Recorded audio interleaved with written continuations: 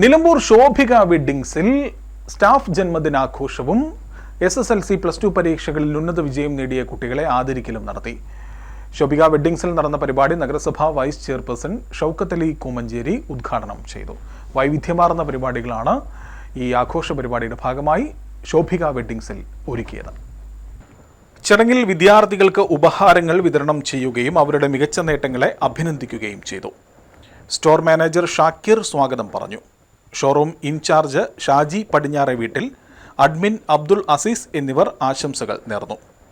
വിദ്യാർത്ഥികളുടെ വിദ്യാഭ്യാസ നേട്ടങ്ങളെ പ്രോത്സാഹിപ്പിക്കുന്ന ഇത്തരം പരിപാടികൾ മാതൃകാപരമാണെന്ന് ഉദ്ഘാടന പ്രസംഗത്തിൽ നഗരസഭാ വൈസ് ചെയർമാൻ ഷൗക്കത്ത് അലി കൂമഞ്ചേരി അഭിപ്രായപ്പെട്ടു.